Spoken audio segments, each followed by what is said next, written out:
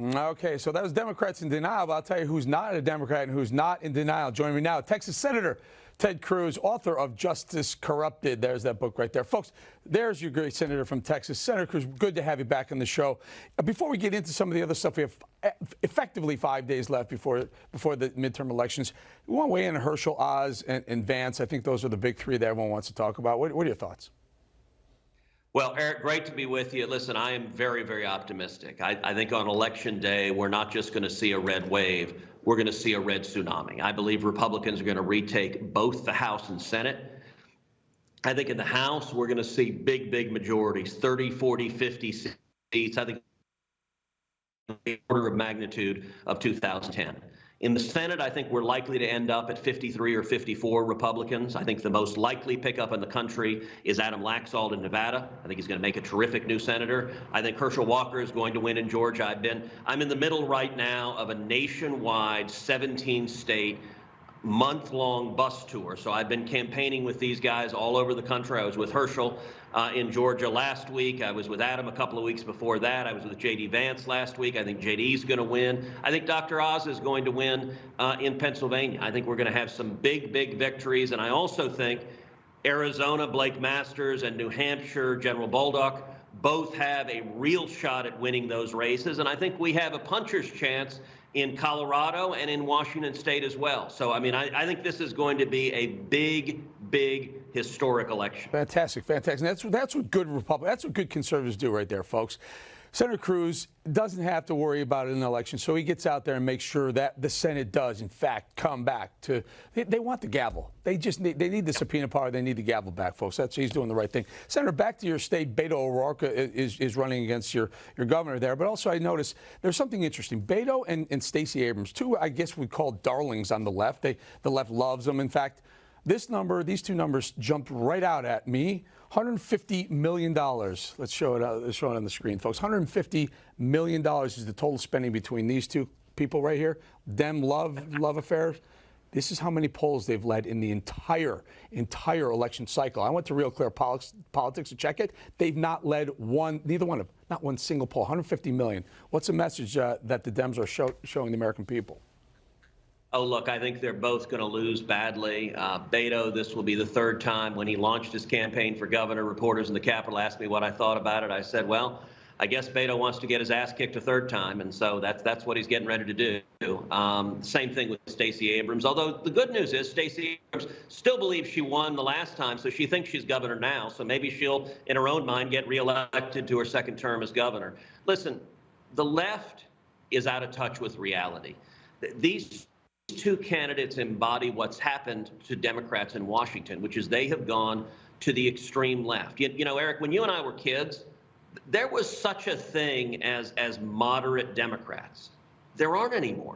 Yeah. Moderate Democrats have been chased out of the party.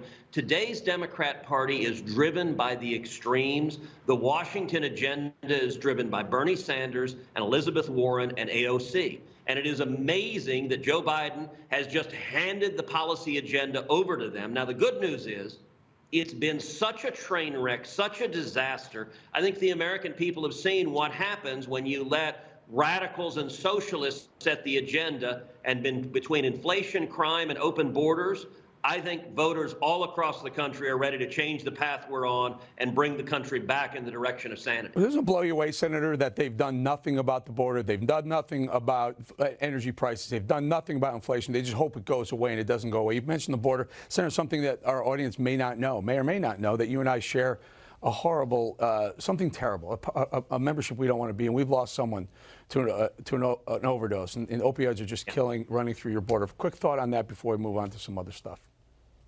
Well, I will say it's even worse than having done nothing on securing the border, or having done nothing on energy or nothing on inflation. They've caused those problems. They are affirmatively making them worse. When it comes to the chaos at our southern border, Joe Biden and Kamala Harris are the last mile of the human trafficking network, and we've seen 4.7 million illegal aliens come in. Last year, we saw over 100,000 people die of overdoses, mostly from Chinese fentanyl. You and I both have that tragic history in common. My older sister died of an overdose. That is happening all across the country, and it is facilitated by these radical policies. When it comes to energy, the high gas prices you're paying are the result of Joe Biden and the Democrats' war on American energy production. They're affirmatively trying to drive the price up. And with crime, the skyrocketing murder rates, the skyrocketing crime rates are a result of the Democrats' war on the police, attempts to defund and abolish the police, and George Soros DAs releasing violent criminals into our communities. Indeed. So I would be actually happier if they did nothing on these three issues. Doing nothing would be an improvement. Right now, they're affirmatively making all of those issues much, much worse. I think you are speaking volumes to the American people. Hopefully they all get out. We all get out and vote in just 5 days and a couple hours. Senator, you mentioned your bus tours. We wanted to just talk to you a little bit about that, tone it down a little bit. You have been very proud about some of the beer that you're drinking. I am a beer drinker myself and a vodka drinker, but Tito's vodka from Texas. But the beer, everyone wants to know what beer was it and how do you unwind on the bus tour?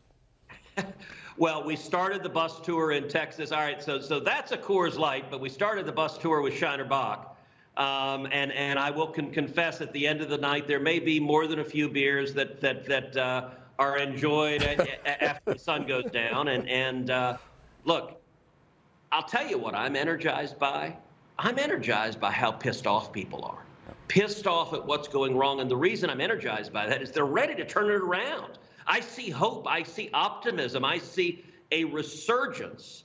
And I'll tell you what, I'm more than happy, Eric, to buy you a beer and buy you some good Texas beer when we win on Election Day next week. I'm going to take you up on that. I will absolutely take you up. You know what I'd rather do? I'd rather come to Texas. Senator, there's a place, and we did a bus tour, too, for ages ago. And I remember I was driving from, I think, Houston through Austin, maybe up north, wherever I was. There's these huge convenience stores. I think they started in Texas. Buc-ee's. Buc-ee's. We will go to a Buc-ee's. I will take you up on that at a Buc-ee's somewhere in Texas. How's that sound?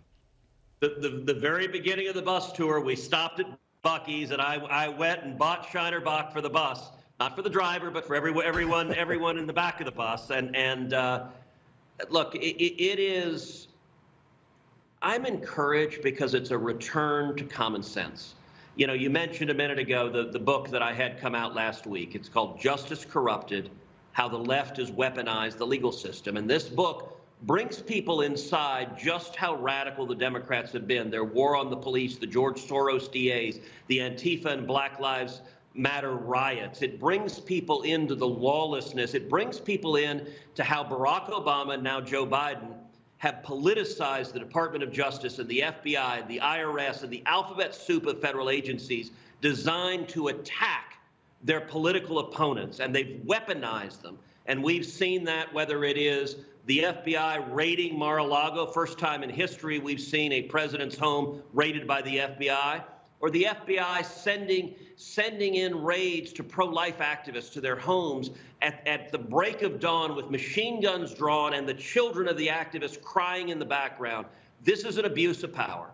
The Biden Department of Justice is the most corrupt DOJ we've ever seen. And one of the big reasons why we need a victory on Election Day, and I think we're going to get it, is we need real congressional oversight. We need hearings. We need subpoenas.